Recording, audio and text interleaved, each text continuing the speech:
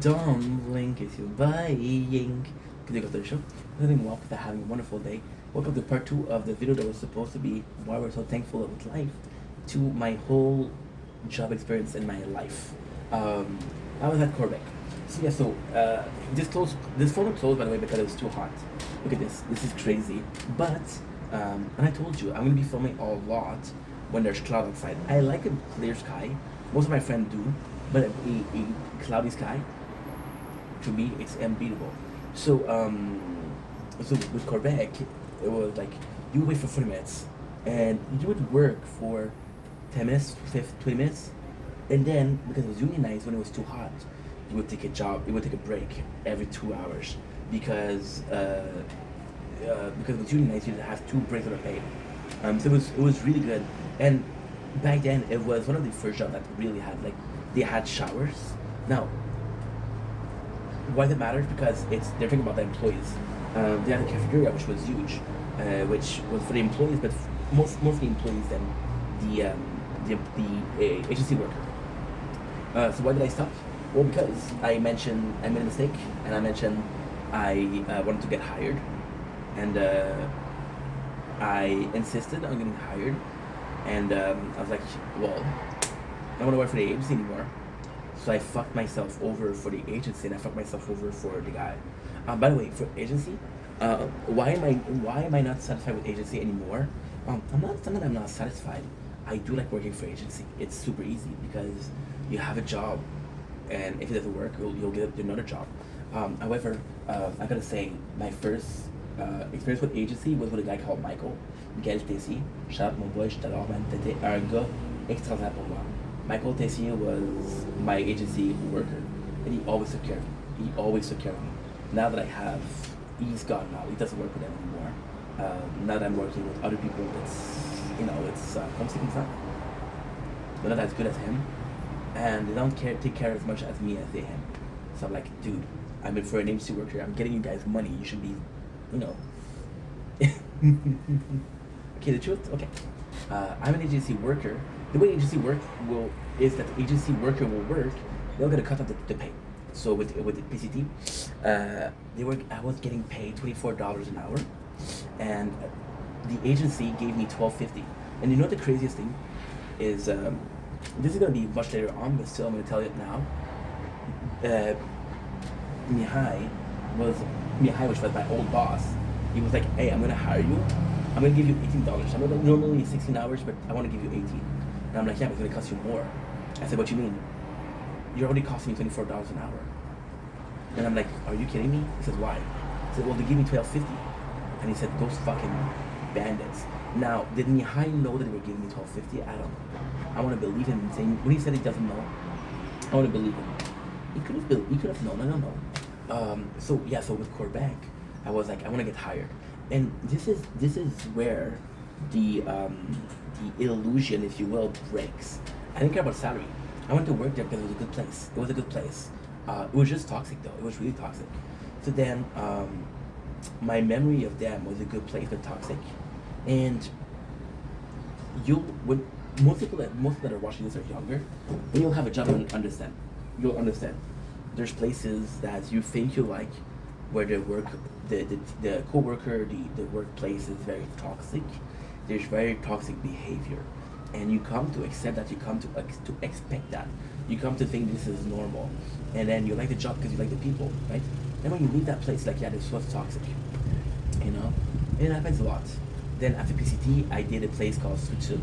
Stutub was a great place to work. It was close. It was really close. It was 50 minutes. This is the place where I got my depression. This is the place I got the most tattoo at. It was 40 hours a week. Stutub was a good place because it wasn't that bad. It was not a lot of work. For example, we've had days of 8 hours where we had to do 2 trucks. 8 trucks takes an hour and a half, by the way. This is workshop. This is workshop places. Most workshops are not working, and when there's rushes, but most of the time there's no rush. And Sweden was nice. It was really cool. The management was crazy because them also had a gate with a lock. Which was stupid. This is the place where my boss had the same salary as me. This is the place where my boss was also a manager. He was also an agency worker. And then what happened is, I told you I had a story before. Um, he liked me a lot because I was nice to him. Most people called him a loser. So the guy was called Francis. Francis was a good dude. Francis had a guess it's complex.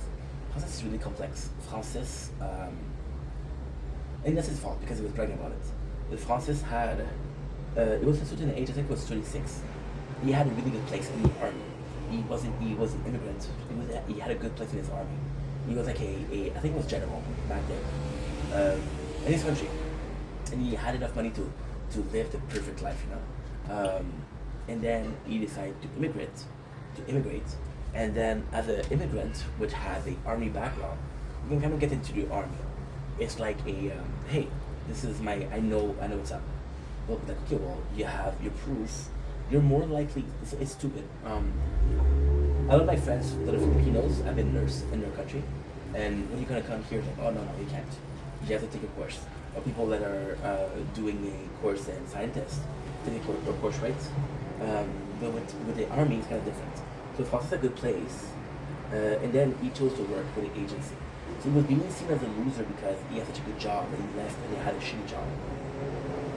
But Francis had a horrible experience at the army. He's telling me about how he wakes up thinking about how he killed people. He had a really bad place. And he's like, and it's not because he knew the rumor. And I think because me and him were close, we were friends. I feel like he felt that he had to justify himself to me. Like, yeah, this is a shitty job, but I'm getting money from my years of services. So the two of them together are making more than the bosses of this place. I'm like, I don't care. You do what you want to, right? You do what you want. See, the same fly is still upon my wounds. Still upon my wounds. Great. They were bleeding. So, the reason I quit, that was my fault though. That was my fault. This is my fault, but this was also a misunderstanding. Francis liked me, so he kept me during winter. So during winter, we had 2 trucks a day. So the boss was like, yo, you need to fire people, And then he only kept me and Zach. Zach was a really good dude too. I liked Zach a lot. Zach was a younger brother to me. He was super nice. But Zach spoke only English, and Francis didn't speak English, so I was translating everything. So what happened was, he kept me for winter, and then when time came to hire more people summer, and we had more trucks, he was like, Steph, you're gonna be my right hand. And I was like, holy shit, thank you, dude. I thought about raising the salary, but I don't know, I was getting in more trouble. I was getting into, people give me shit because you guys are not working. I'm like, dude, I'm 5'4". You're 7 foot. What am I supposed to say? You go to work? Don't tell me fuck you, you know? Now, the truth, did I try to tell them to go work? No. Did I try to be a boss? No. So that's my fault. But I wanted more money. I wanted a lot more money. I just left. That's when I learned that Francis was also a agency worker. That's when I learned that Francis was also making the same salary that I did. To me, if you gave me more responsibility, more work, you gotta pay me more. I don't care about money, but I care about okay. So even with content, I don't care about money. However, pay me for what I'm worth. If you're doing something that nobody else is doing, you should get a pay that nobody else is doing. People are like, oh, those firefighters are getting so much. Yeah, they're risking their life. Police officers are getting so much. Yeah, they're risking their life, plus they're hated. You know. Now, there's a discourse to have on bank management and shit like that. That's not my. This is not a problem for me to solve. But at the same time, yeah, you know. So I left, and then after that I spent a bunch of time not working. I spent 2 years not working because I made so much money. Because what would happen is, with agency, they would tell you, hey, you need to work. Otherwise, we'll move on to somebody else. So there was this constant, and at the same time, this is very personal. This is a mentality also. This is a problem of mentality. Agency work was very sparse. So there was a bunch of company for agency that were shooting. There was a bunch of company that was really good. If you're lucky, you get a good one. If you don't, if you're not lucky, you have to wait for the good one. It was very sparse. So with agency work, and this is, I feel like it's normal though. See, the fly is gone, and now it's itching again. It was a case of, how can I say that? It was a case of your work is not secured, your income is not secured. So for a bunch of months, for a bunch of years actually, I start, and it was crazy. These, I'm telling you, were the craziest years of my life. Now, I mentioned as to why. When I talk to you guys, I often talk to you about, oh, I was broke. And when you listen to me and say you're broke, I never. At that age, I was working, I think you're broke. The reality is that I was always, sometimes I was broke, but the reality is I felt broke when I was broke. There's some years where there's a year, this is a true story, because I never took welfare, because I'm perfectly able to work. I never took welfare. I never ever took welfare.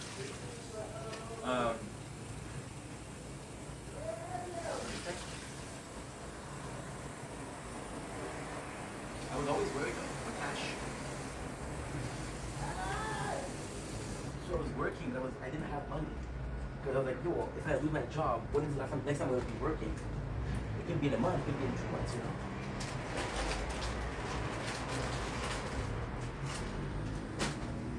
So when I quit that job, I had enough saving for 2 months. I had enough saving for 2 years. Now, the truth isn't, this is half the truth. I made some coffee and I forgot the cup.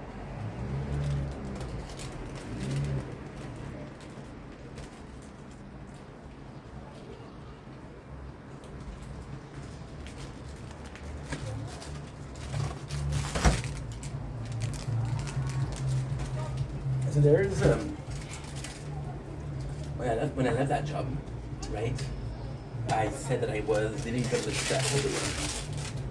When you say, and then I didn't know. So this is not like I planned this. When you leave a place of work because of mental issues, they'll give you cash. So what happened was I left because of that. So they gave me 4 months.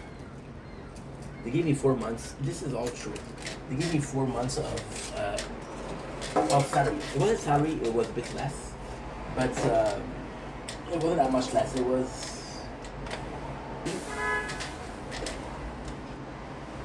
It was maybe 75% of my pay, right?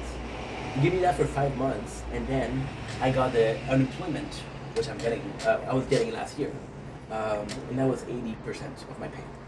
So for a year and a half, I got paid for doing nothing, and then I had enough cash to survive for 7 months. But when it stopped, because this is the craziest part. I was spending like crazy. I was starting on Amazon, and I went crazy. And the week, this is not, it was the 21st June 25 and 2018, yeah. So what happened was I going to pay for the grocery store. This is one of the most embarrassing stories in my life. I was going to the store every single day to buy $20. Yes. You heard me right. Every single day to buy $20 of junk food because I didn't want to cook. I was depressed. Then I got really fat, farther than where I am right now. And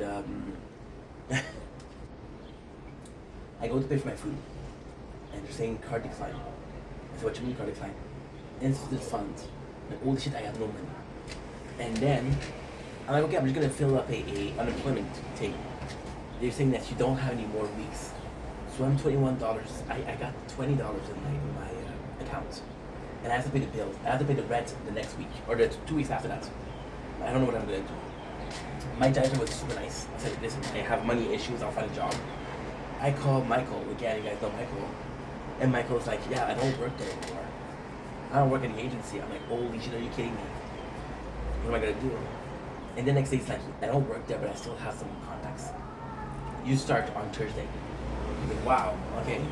So I went to start there. And that was 7 years of my life. Easy.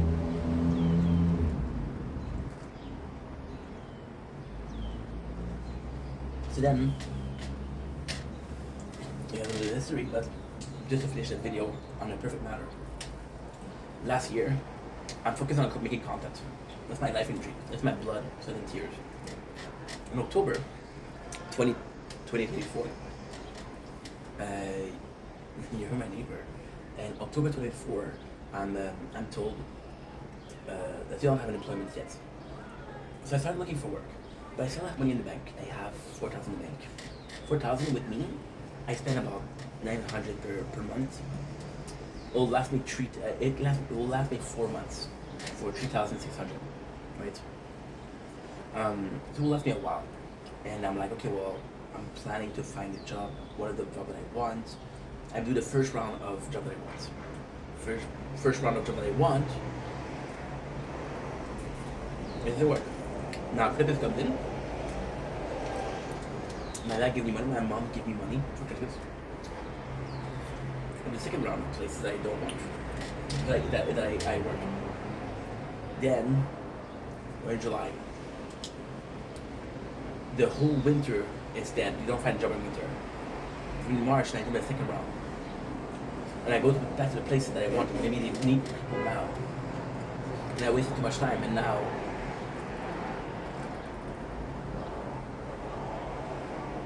the job that I'm being offered. Because what's going on right now? Am I saying there's no work? No. I'm saying there's less work? Absolutely. What happened right now, for example, with the shooting? What happened right now is there's a lot more people because they have condos, right? So condos, instead of having a house with 4 people, you have a condo with 40 people.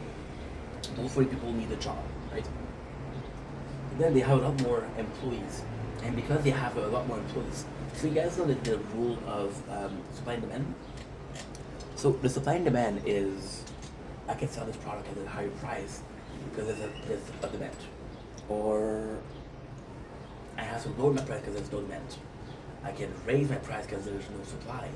Or I have to lower my price because there's too many supplies. If everybody's selling bananas, you can't sell a banana for $10. Right? So yeah. Then what happened is I started applying to the places I didn't want. And because they have more choices, now they're asking you for a car. And, you know,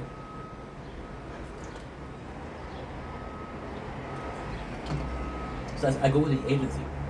And I go with the agency. And it doesn't work. We have my father's birthday, which is in April. And we got this. Nothing wrong with this. No. Yeah, I don't know if tipsy means you feel it. Like, I'm not drunk, but I'm not far from being drunk. I feel drunk, but I'm not drunk. My father says, I go to work. I'm like, I miss PCT then. He's like, yeah. My father feels bad for PCT. My mom is more simple. My mom is the classical mom. Like, as long as you're happy, Steph, I don't care. Whatever you do, as long as you're happy, I don't care. My father's more, and I love my mom, but my dad has been working in a workshop, and I'm working in a workshop, so share reality, you know? So my father is like, it's a shame that it's deep close, because you would have worked your whole life there. And it's kind of like it's a weird thing to say to his son. It's a weird thing to hear as a son, but it's not wrong. I would have done, see, this is the craziest thing. What I have done my whole life, I don't know. Because when I started making content, which was 4 years ago, and then the year after, and then the year after, until it closed, my plan was to work at PCT until the social media started. And if it takes 6 years, it takes 6 years, it takes 7 years, it takes 7 years. When I started making content, I didn't know the company was gonna close. I didn't know that. There was rumor of it being closed. So we started hearing rumor about being closed in November 2023. And no, that's not true. Around summer 2023, and then it closed in March 2024. So we had an inkling going to close, right? Because my boss was talking about retirement. And at first it was a bit of retirement, then it was a lot. My boss was 67. People take you to retirement at 65. So he even stayed more than he wanted to, you know? And with it, I miss Miyagi the most. You know, he was a good dude. And my father was like, he was right. If I did 7 more years before I went to work, I would have been there. I didn't think about finding a new job. I didn't think about having to find a new job before. And then when I lost my job, I was like, okay, well, how far? It's with content. It's special because you don't think about, okay, well, I have 2 or 3 months to go before I make enough money to survive. I don't think about you don't know. We're doing really well on social media, but are we doing better than we were doing 2 months ago? I don't know. You know, some numbers are better, some numbers are worse. Which is kind of like weird, right? But now this is the summer, so this is the time to really push. Because if I do correctly, if I do a good enough job, what's gonna happen is I'm gonna be live every single day in the summer. Gonna be a lot of students, which are spending the most time on social media. So the students, if they like the content, they'll be able to give me the numbers that I need for that. You want to know something crazy? People said, how did you do it to go from 5,000 followers to 9,000 in 4 months? It was summer. Most of these people came from lives. They didn't come from the content. They came from lives, right?